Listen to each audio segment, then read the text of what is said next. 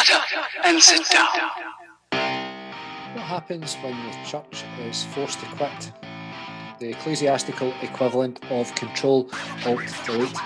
When you turn everything off and turn it back on again. In just a few short days, that's what happened to the church when the coronavirus meant everything had to stop. And things have changed. Lots of things have happened and lots of things have stopped. This week on Control, Alt, Delete, I speak to Shuna Dix about what her journey through lockdown has been like.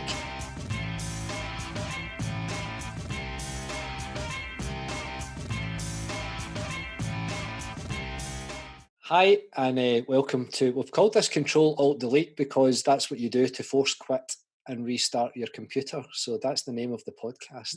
So today we're joined by Shuna. Shuna, do you want to tell us a wee bit about who you are and where you are and what you've been up to?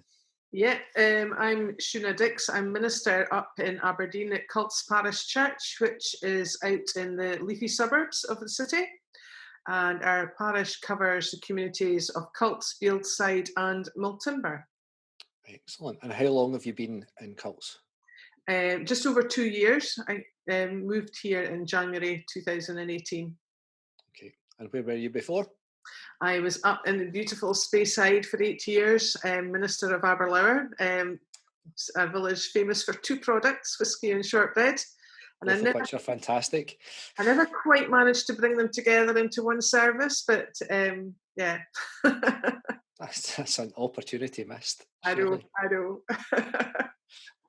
So this, the whole point of this podcast is to explore what church is like in lockdown. But what we've tended to do is go back to just before that. And I know that for you, the kind of weeks before the official start of lockdown were probably quite different to most of ours. So what were you up to? Well, we had just come back from a holiday in France skiing, and I had developed a bit of a cold. And in the week prior to lockdown, it was announced that anyone with a new cough should go and self-isolate themselves for 7 days. So I developed a cough and dutifully went off and self-isolated, which meant that we were able to use our brand new, shiny AV system that we put into the church, which was, we had timetabled Easter Sunday to be our first live broadcast from the church. But with the system up and running, we took the opportunity to use it straight away. So for that Sunday that I wasn't physically in the building, I had recorded a reflection, which was then broadcast into the building via the AV system. And so the elders took the service, but the sermon slot was me on screen. Okay, so you've had a bit of practice at remote worship leading before we even started. It was a bit different, but I think it was just we had the system and we thought we might as well play with it, and that was one way, and it could get us using it. Yeah, absolutely, and why not? When, as you said, when you've spent all the money getting your new toys in place, yes, why not? And they've really come into their own, actually. It really has come into its own over the last 2 months, to be honest. Yeah.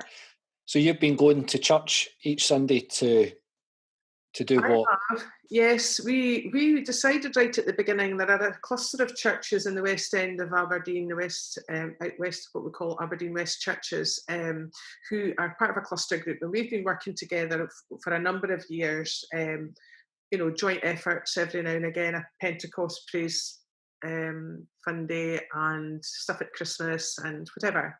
Mm-hmm. And so we decided right at the beginning, if we were going to have to do sort of online worship, let's work on that together. So our first service, I think there were 3 or 4 of us went to the church to record our bits, and mm-hmm. one person did theirs remotely, and then it was all edited together. And then over the weeks, it's kind of fallen into the pattern that I go down and record my bit in the church, but everybody else is recording theirs where they're at and then sending it to a OneDrive file, where Graham, our session clerk, who's taken on the role of IT expert, who does all the editing and puts it all together and uploads it onto YouTube. I kind of felt it was important for folk to see the church. And I know there's a bit of debate as to whether or not we should be entering our buildings to record or not, and different folk are doing different things. But I just know from the feedback that I've had that folk have actually appreciated seeing the building, even though they can't go there. Just seeing it has been a bit of a comfort to them. So I've carried on doing that. And so I just popped down. And because this, the way we're doing the services, some weeks I'm only down for 10 minutes because that's all it takes to record the wee bit that I'm going to be doing. So I'm not there long. And Graham and I practice safe distancing. He stays up the back of the church. I stay down the front of the church. And so there's no problem. We're not causing any issues there. Yeah. Good. So you took the decision, firstly to work together, but also to record rather than to live stream. Yes. Even though you had put most of the equipment was designed to live stream, wasn't it? Yes, it was. I mean, we will be doing a little bit more of live streaming because we're going to have a communion service in a couple of weeks' time. And the plan is for a colleague who's going to actually do the communion part. He will be in the church live to do that. The rest will be recorded, but he'll do his bit, that particular bit live. No pressure. No pressure, but there's again that whole sense of, what is communion and can you do it recorded, and so does the Holy Spirit walk down broadband? That kind of thing. It's just, and I did a live communion during Holy Week, and I had a real sense. I did have a real sense while I was doing that I was connecting with people, although I was there on my own with Graham up the back. Actually, knowing it at home, people were taking bread and wine at the same time. There was something happening there. I felt quite a palpable kind of sense of something. And I know from speaking to the folk who were sitting at home with a wee bit of wine and a wee bit of bread that they actually felt that as well. So it just in my head, it makes sense to do it live. Yeah. Some of my members, we did the same thing on Monday, Thursday, and one of the things that they found most beneficial about that was they got to choose which wine they were going to have. I was having great. Nobody likes communion wine. I was having great reports from people that had poured their port or poured their favourite whatever. Yeah. That's not fair. I think it's an interesting conversation, isn't it? That, I mean, I guess that's happened in all kinds of ways, that until you can't do something, then you just accept that the norm is something else, isn't it? And as soon as you can't gather together, and you're presented almost immediately with Holy Week, when we would normally gather together for communion at some point, then, it almost becomes a kind of moot question that, well, why wouldn't we? Well, it was interesting because one of the things that we've been doing is having a virtual vestry hour on a Wednesday morning. And we had that this morning, and we were chatting about the various things that we were doing. And I was saying about, once we're back to normal, whatever the normal becomes, we need to really think about what we've been doing and what bits we actually will carry on doing. And one of the chaps said he during Holy Week, he attended every night online, whereas in real world, actually physical presence, he wouldn't have gone every night because it's actually quite a long walk from his house down to the church. And so he said it was a really special week for him because he was there every night walking that route that we take from Palm Sunday to Easter Sunday. And so he'd found that really quite moving. So we have to think about, what are the things that we carry on doing that we're doing now, and not revert back always to what we were doing before. So one of the questions that raises is, so firstly, I'll ask you a question, then we'll maybe come back to that. Is the worship that you've been doing on a Sunday pretty much the same as you would have been doing if you'd been gathered together, or has it changed any? It's changed in that it's kind of shorter, but not a great deal shorter. I mean, our services that are going out are still maybe 45 minutes long. We open with our organist playing some music. We have the welcome, the call to worship, the opening prayer with the children's talk. We have the Bible reading, sermon, prayers of thanksgiving and for others. It's all there, maybe just shorter. But over the weeks, it has evolved. There's changes happening all the time. We've now, instead of it just being the 5 ministers that folk are seeing, we've now got the Lord's Prayer every week spoken by 5 different voices, sort of into a little video. And we had our first virtual choir singing a wee song on Sunday at the end of the service. So that, there's things like that happening just I suppose freshen it up a wee bit, and to experiment a little as well, because I've been putting together little, not an animation as such, but little videos with my wee Mitchell mouse that lives in the church, and using Mitchell to tell the story, and that's proven really popular, and folk are looking forward to seeing Mitchell, that kind of stuff. So we're playing about with it, but the shape of it really is fairly traditional. And we are getting really good viewing figures, it has to be said. Over 200 watching it live as it goes out on Sunday morning, which is quite incredible. You are talking about 5 different churches, and 3 of them at least have quite sizable congregations. So, it's not unexpected that we might get a big figure. But over the week, most weeks between 600 and 1,000 folk watching the worship. Which we're really quite pleased with. So the concept of, I know there's been some debate as to whether you keep it short or whether you keep to your normal length. Having a 45-minute service isn't putting folk off watching. Okay. Yeah. And that, so the question I was going to ask before I asked you that question was about, so one of the quandaries for me, I've kind of ended up doing something that's different from what we would do on a Sunday. So I'm sitting in my living room. It's a reading a shorter sermon, and a prayer and a blessing. So we're not doing music. We've not, and it just, I'm not entirely sure why it ended up like that, but it has. So the question for me is, can I continue to do that when we go back? Will I have time to do both? That we've kind of created something that other people are watching, which is brilliant.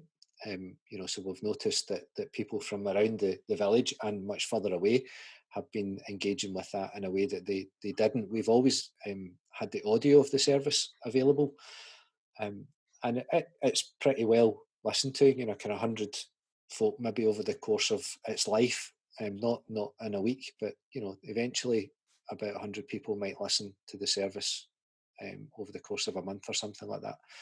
But it's different people. It's definitely different people.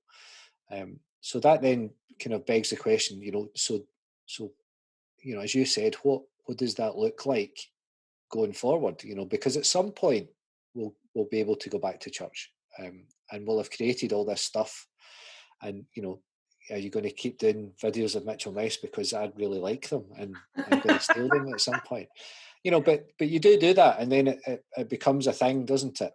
It does, and I think you're right, because we know as well that there are people who are connecting with our church services that are never not been regular attenders at any church. We've also got members who are watching the online services who haven't been to church in a long time, who now saying things like, well, actually, when this is all over, I'm going to come back to church, because they've seen, they've enjoyed the services, but they've also appreciated the effort that the church has made to keep them connected in some way. And along, one of the things we've done, we've got a big congregation, so there's no way I could do this all on my own. I'm relying heavily on my elders to keep in touch with our members by phone or email or whatever, and that's something I want to hang on to. That's something that has been so good that actually, whenever this all finishes, that I really want them to carry on doing that, not to just be thinking that the only time they can contact their districts is when they're delivering their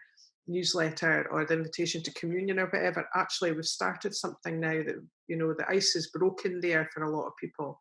And they've appreciated the phone call, the email, the contact, and the offer of support and help. Yeah. Good.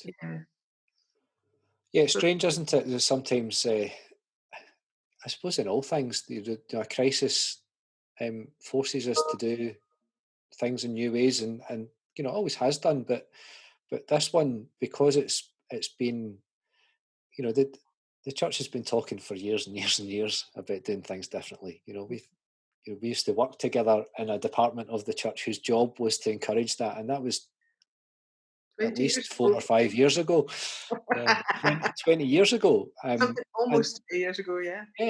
yeah, so these aren't, and the conversation was going on a long, long, long time before that, and has continued. So it is almost as if, until something so dramatic happens where, literally the government say you can't go back to church, that it causes this outbreak of creativity.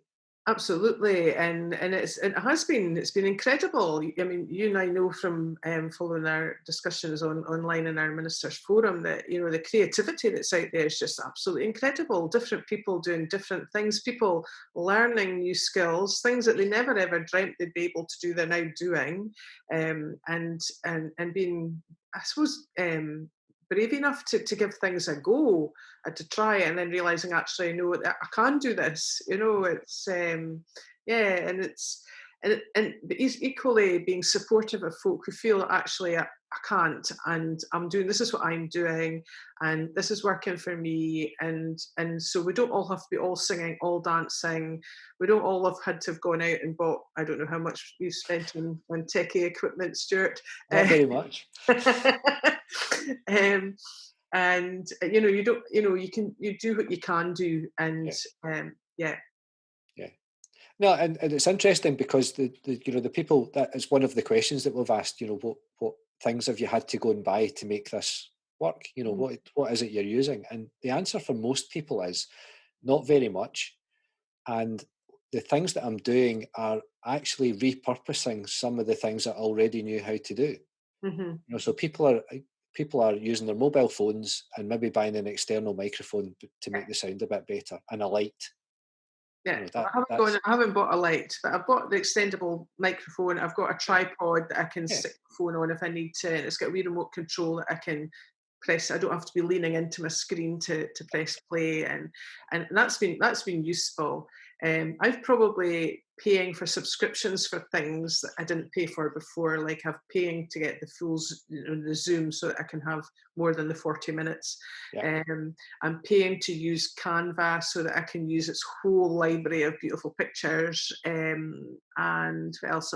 There's things like that I've subscribed to, and that's been really helpful, because these things have allowed me to be a bit more creative. And is that good for you? Is that, I think, for some people that feels like a lot of pressure, and for other people they thrive in that. I've enjoyed it, and I have to say that when this all kind of started, I threw myself into a lot of producing of stuff. I think there was a bit of me wanted to do it for my folk, to make sure there was stuff for them, but there's probably, if I reflect back, a big part of it was a sense of me doing something, and I could use these tools that I had to my hand to actually do something, and I've managed to sustain them. I don't know how many days we are in now, but there's been a picture appeared on our Facebook with a thought for the day every day since it all began. A wee reading from a book that I'm following through, a book of daily readings that's appeared almost every day except a Sunday, because I give everybody a day off of that because they've got the service on the Sunday.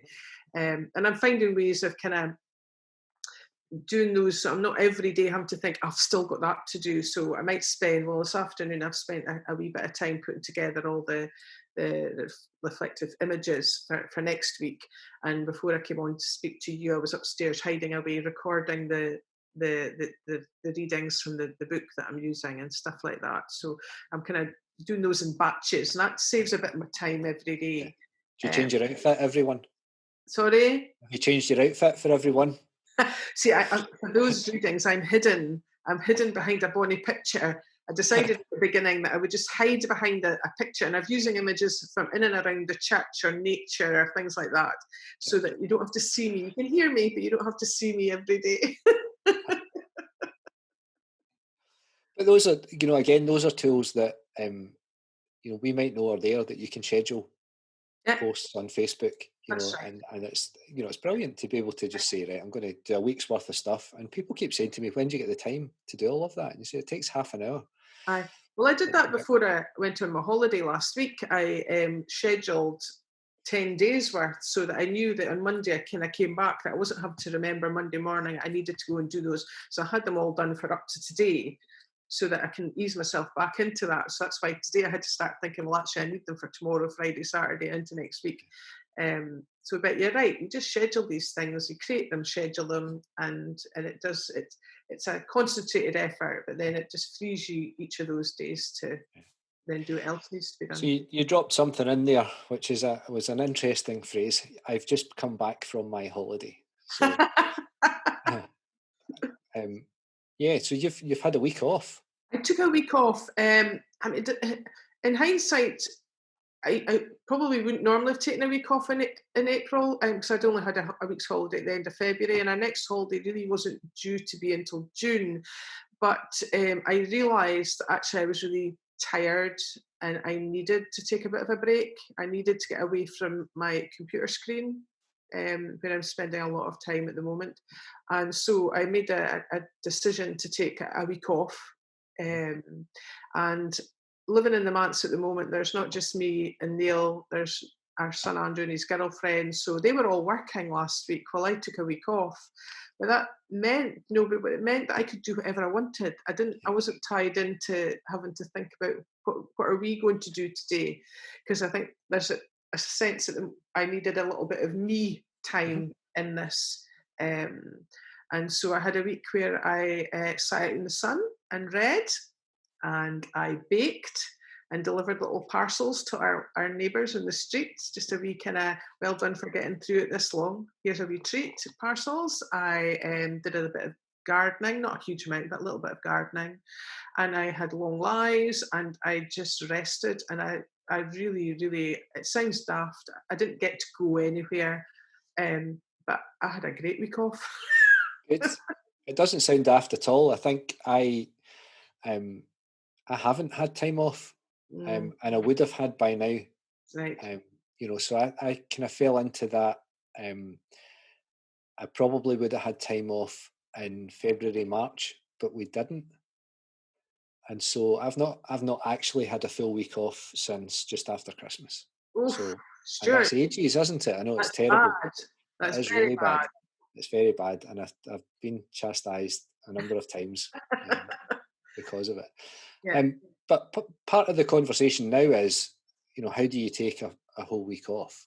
And is it worth taking a whole week off? I was talking to one of my other colleagues fairly recently. She'd taken a week off and she was bored out of her mind by Wednesday kind of thing. But she lives in a house with kind of 2 teenage children and a husband who's also a minister. So, that might have been partly to do with that. But yeah, that kind of sense that, I think that there's a little bit of guilt in me. I did what you did. I kind of threw myself into this.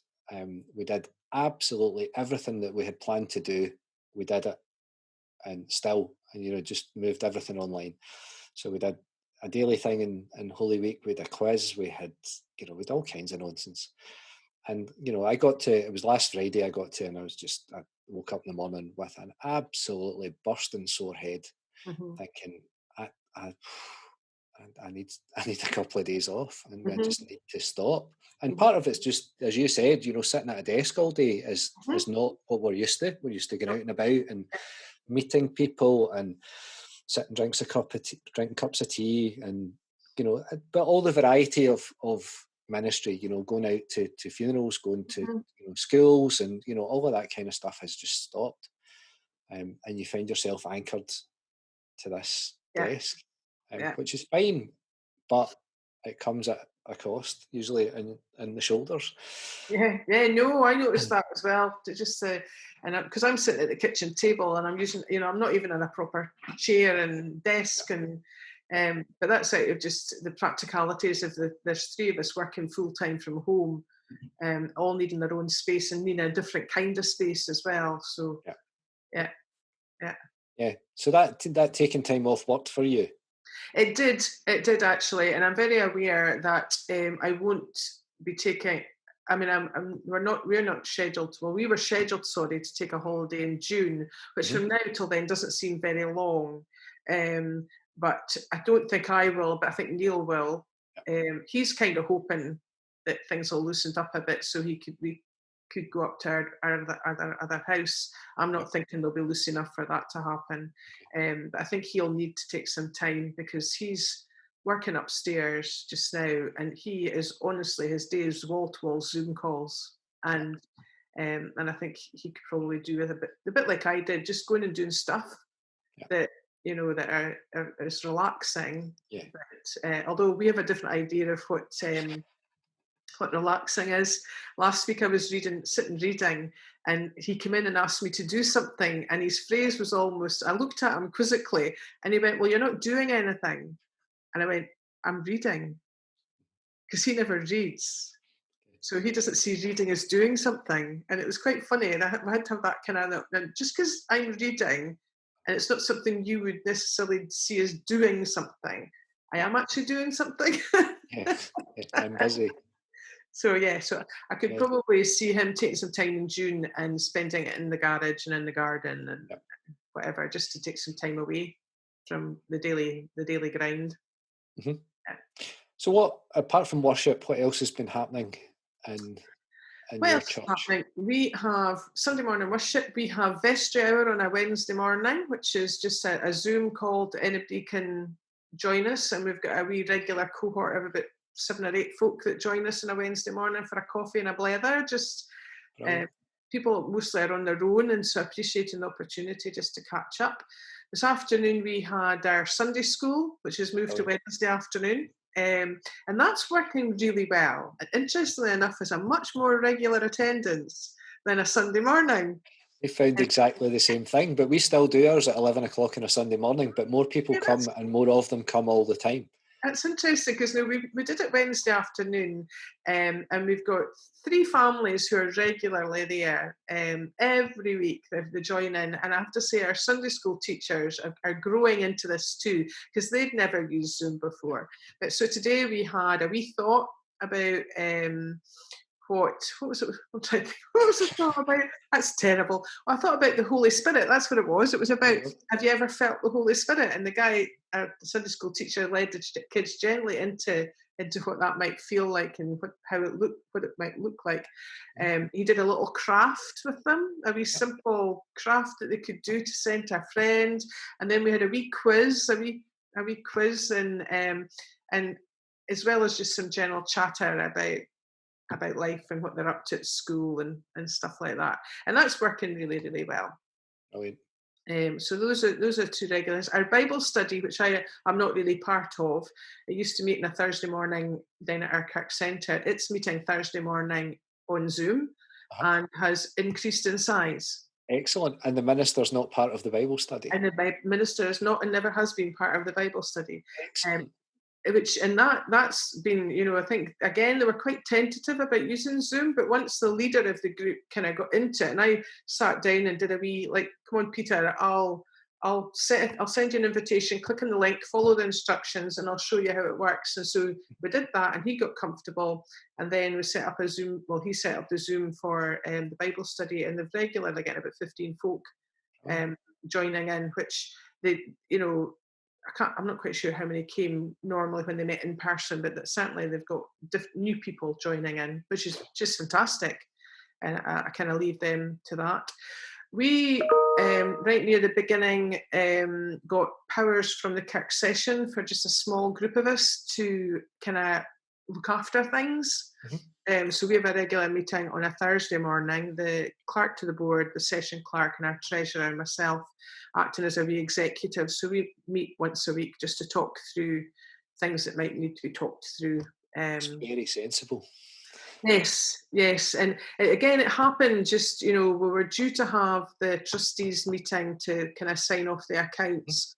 And so we have a system of core groups, and so we kind of initially got them to agree that the core group leaders plus this executive would meet to sign off the accounts as a representative body. And we did that by email, got permission by email, and also got the permission by email for the executive little group to kind of continue on beyond that.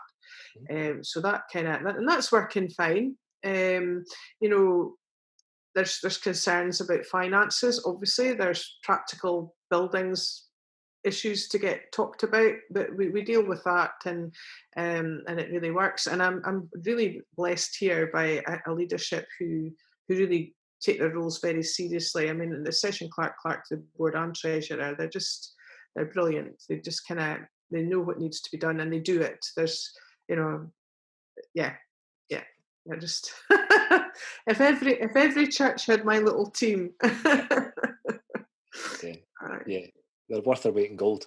Oh, they absolutely are, and they've kind of come into their own now as well. Absolutely, yeah. So do you find that one of the things that I suppose it happens when we meet together, but it also happens in kind of virtual life too, is the kind of idea that either you can empower other people or you can just do everything yourself, and doing everything yourself is sometimes easier because it takes less time and you know what's going to happen and you can't blame anybody else when it doesn't work properly and all that kind of stuff.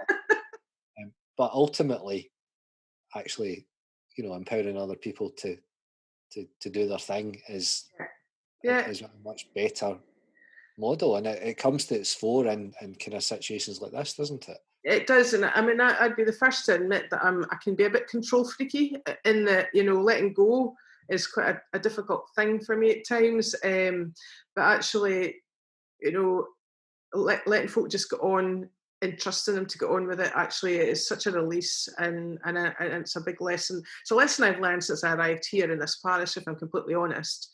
But the last couple of months is, just trusting folk to be looking after all the things that need to be looked after. It just means there's so much I'm not having to think about, which is really good. Yeah. So what's the most difficult part about this then?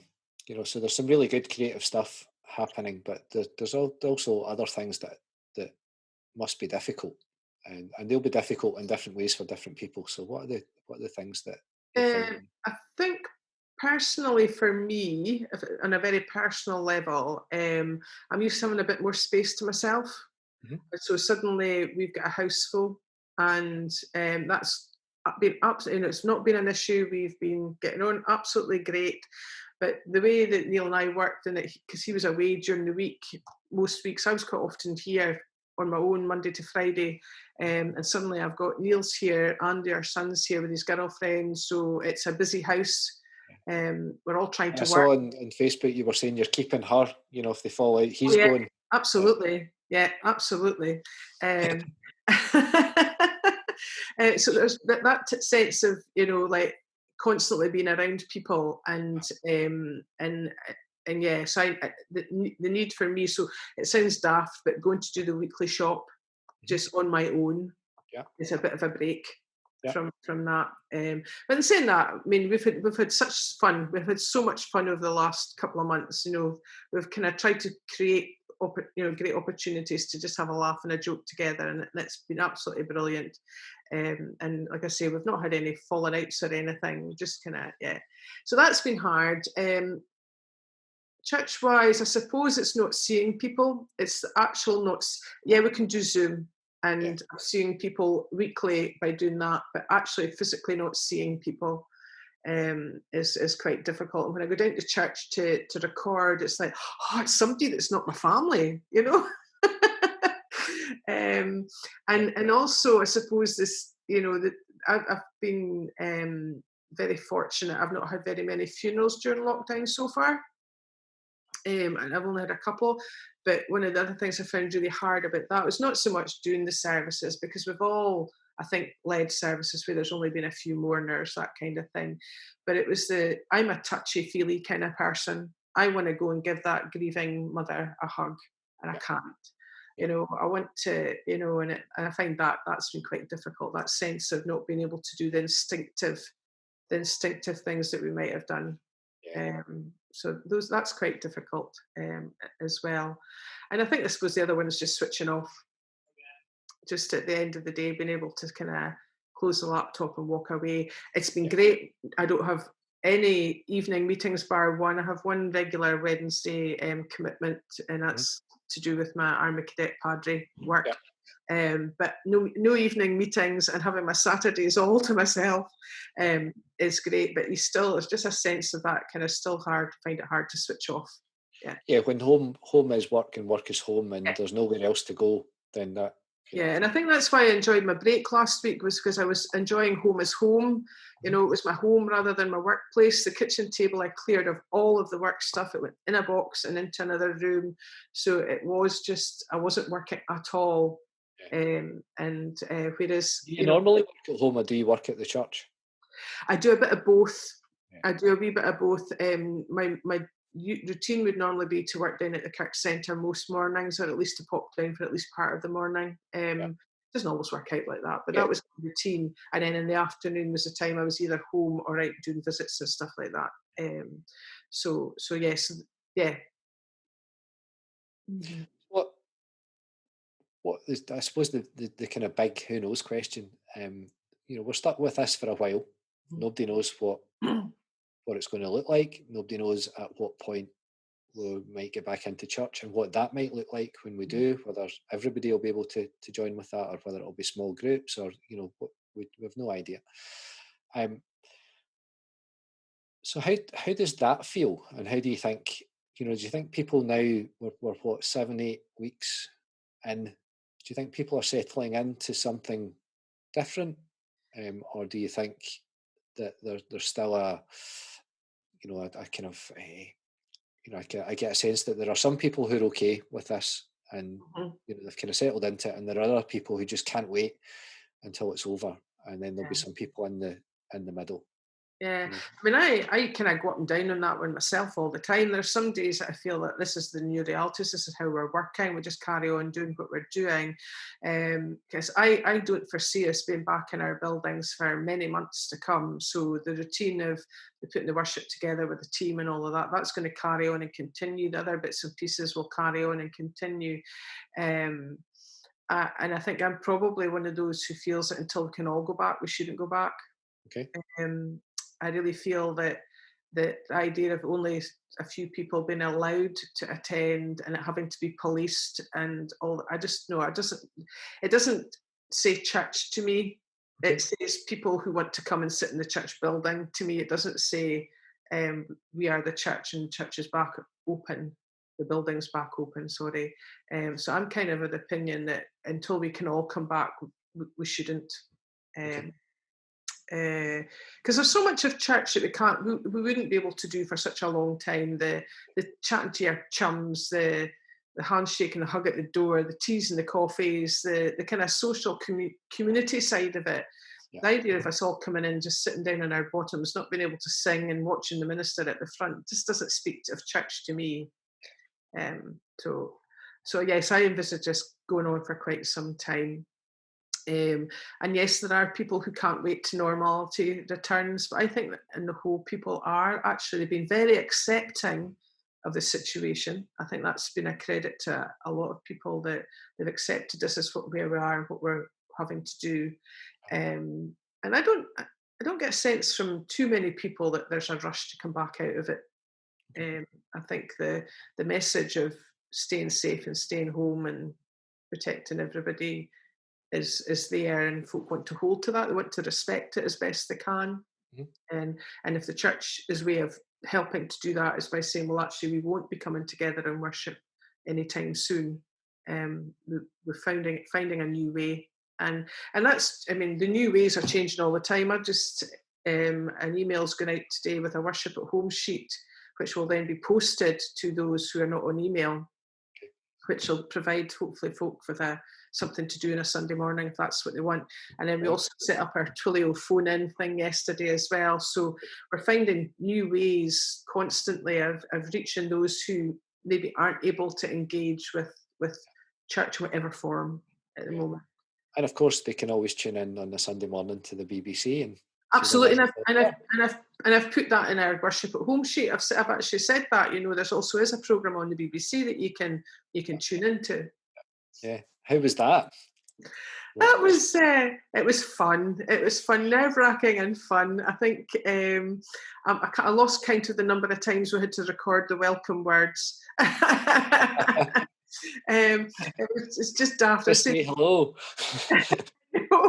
And everything's timed. You got like 30 seconds to do that, and 2 minutes to do that, and 3 minutes for that, and so you're all having to kind of stick to your time. And so no, it was fine. It was absolutely fine. I was pleased to be asked. I know there were some folk queried why I would travel from Aberdeen down to Glasgow when was that a necessary journey, but the BBC were quite clear that they wanted regional voices. They didn't want the programme to become Central Belt based. And so they were happy. And yeah, the journey is back to Aberdeen to Glasgow, and yeah, that's fine. So yeah, no, it was good. And it's been really interesting that when I was approached, one of the reasons I was approached is because I was female. And there has been, I don't know if you've observed it, but most of the Church of Scotland ministers that have appeared on have been female, and that is because they're working really hard to get gender balance in the programme. Good. Because some of the other denominations don't have female ministers. It has meant that most of the Church of Scotland ministers that have appeared have been female. So that I was quite pleased about that, actually, that they were thinking about making it different voices, but also getting the gender balance correct as well. Yeah. So I was quite pleased to be invited to take part. Yeah. And you did very, very well. It's always quite funny turning your telly on in the morning and seeing people you know. I know, because it was like watching Jane just on Sunday there as well. It was like, oh! My pal on the telly. It's, I think, we're talking about how the church has changed. The BBC programming has changed. Absolutely. It's been fabulous to see how quickly they recognise how important that was for people. Yeah.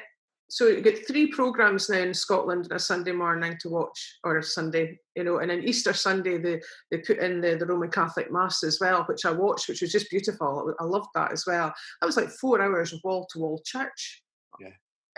And it's been incredible. And I know that the BBC have been quite pleased with the viewing figures for the reflections, and the question is being asked, is that something that carries on beyond, yeah. Good. So that's good. And talking about watching things, have you been watching round other people and getting? Of course I have. I've enjoyed that as well. Although I have to confess that on Sunday just past, I made the conscious decision just to watch our own service and to watch the reflections of the Quay, because 2 weeks before I had been trying to get around as many folk as possible, including your good self. And I just this Sunday decided, no, I'm still on holiday. Let's not be doing that. Let's not be, because it was like, where am I going now? Who can I go and see now? And their YouTube thing doesn't go live till 10:30, and that's no use because that'll clash with mine. And so no, I just decided. So no, it's been really good, actually. It's been really interesting to go and do that, and to just see what different folk are doing and enjoy their own. It's the famous thing, isn't it? Ministers don't ever get to go to church. No, absolutely. You're leading, so now we can, and I'm the same on a Sunday morning. I can go to church 4 or 5 times, and it's great. Yeah, no, it's good. It's good. Yeah. And always fascinating to see how different people treat exactly the same passages. Absolutely, yes. No, it's been really interesting, actually, just to see how that's all arrived at, and the ways they've come at it. And yeah, no, it's interesting. It's interesting to see too the creativity of folk, and the different settings they give themselves, the different ways they put their services together. It's been really good. Right. Mm-hmm. So what have you bought? We kind of skirted round that earlier on. What have I bought? What have you bought to make all this happen? Have you had to go and buy a thing? So you had a tripod. I had a tripod. No, I bought my tripod. I bought the microphone, and I've even got the wee fluffy thing. So if I go outside, it doesn't. Yeah. Although I went out the other. Have you been outside yet? I have. I'll tell you a wee story. I was asked to do a little bit of input for a VE Day service that one of the other Army Cadet Padres was putting together. And so I thought I'll go, and I had to put my uniform on, although I just put my top on. I didn't bother putting the Classic. So I went and sat out. I thought I'll go outside into the garden. It's a nice sunny day, and so I sat. The next door neighbour's dog was barking away, and I thought I'll wait till she stops. That's fine. It stopped, and then there was just an almighty number of cars went past. It's like there's not meant to be any cars. So I ended up going back inside and recording it inside to get enough quiet to do that. So yeah, so I've got that equipment. As I say, we had not long put in this fancy AV system at the church, having spent many thousands of pounds on that. So that's kind of come into its own. Oh, here's my husband just arrived. So that's kind of come into its own as well. So we wouldn't include that in purchased for the COVID-19 pandemic, but it's certainly it's been handy. It's been very handy. It's been very handy, and Graham, our session clerk, has taken on the role. It was his it was he and I's project when we put all of that in. So he's taken on the role of using it all and then doing all the editing and whatever. So he's been learning as he goes away along as well, using different editing tools to try and put things together. So yeah, so I didn't have to buy a huge amount. And so that's twice you've mentioned being a padre, which I know is something that you absolutely love. Oh, I do. So how's that been working? Because that's a going out and being with young people and really interesting in that the battalion to which I'm one of the padres, myself and Keith Blackwood, covers the whole of the northeast of Scotland. So all the Army Cadet units that scattered around that block. So they've obviously not been able to meet. So the commandant of the battalion decided to set up a virtual battalion night each Wednesday night. So it goes out as a Facebook Live event, and they've been getting a reasonable attendance. Obviously not the same numbers, but a lot of the adult volunteers are tuning in, the cadets are tuning in and joining in. They've got weekly challenges, they've got a lot of information being given to them, and just keeping that ticking over. And it's very much just keeping the interest going, keeping the ticking over. So one of the nights, the commandant got Keith and I to do a takeover for the first part of the evening. And so we kind of, no, it wasn't zoomed in, I can't remember what we used. It was maybe a Google thing that was used. So we just asked each other lots of random questions out of a jar. We both had jars with questions we'd put together beforehand and just did that, and that seemed to go down quite well. But we've both, in the midst of all of this, had to go into padre mode and support some of the cadets and volunteers. Whilst the cadets are not physically meeting, apart from this Wednesday evening get together, the battalion still takes its care of its adults and its young folk very seriously. So there have been a couple of instances where we've been asked if we would get in touch with so and so just to have a chat and to see how they're doing and to give them some support. But our commandant's been quite clear from the word go that actually the padres have got a real role at the moment, that whilst our main role in any year is to go away to camp in the summer for the fortnight, and although we're there for the whole year round, actually at the moment there's a bit more of a role. So on a Wednesday evening, I attend the parade night, the virtual parade night, just so I'm there and just remind everybody every week that, hi, I'm here. If anybody needs a listening ear or any help or whatever, you just have to shout. And that's been good, actually. That's been really good. Yeah. You mentioned the weekly challenges and camp. So one of your weekly challenges reflected camp round about Easter. I remember seeing a picture of a very intricate and complicated egg. Yes, yes. Canvas and some. They did. They had an Easter egg challenge. So I took part. You give me just 2 seconds. Oh. I'll show everyone.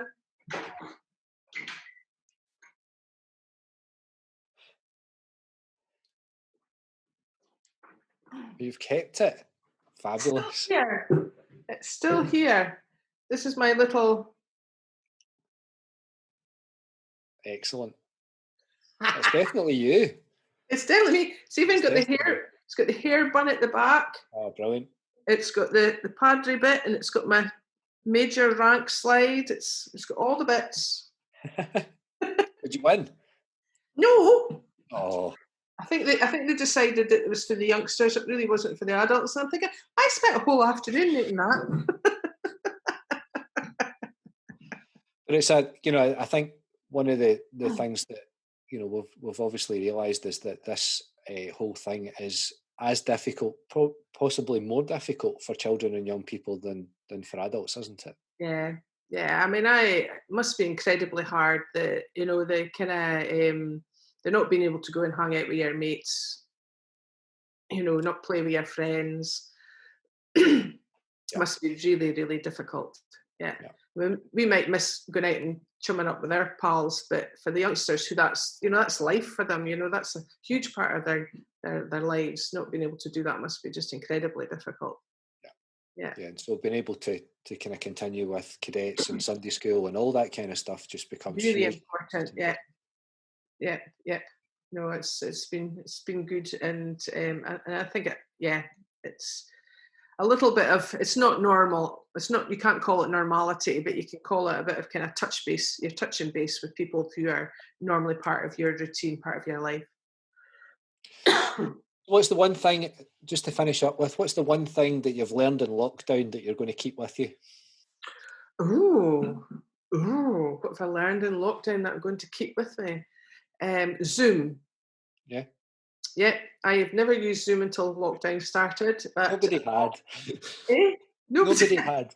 But if all the online communication, it just seems to me to be the most intuitive and the clearest and the nearest to being with people that you can get. It beats some of the others hands down, and so I hope that we'll find ways of continuing to use Zoom for some of the things that we do in and around church, especially for folk who have been able to do this, who wouldn't physically be able to get places. Yeah, it's been fascinating, hasn't it, that accidentally we've managed to provide for people who haven't been able to come for quite some time, and people who we would perhaps have ignored a little bit in the past. Mm-hmm. That we visit occasionally and maybe take home communion to, but now they can come to church every week. Yeah, absolutely. Yeah, I mean, we've got a way to go to obviously kind of providing authentic worship for absolutely everybody. But if we can provide places for folk to touch base, and I think that's the thing. Yeah. Brilliant, Shona. Thanks very much for spending some time with me today. Okay. Sorry for the couple of interruptions. Yeah, no, that's okay. And my dogs haven't gone mad today, so maybe 4 o'clock.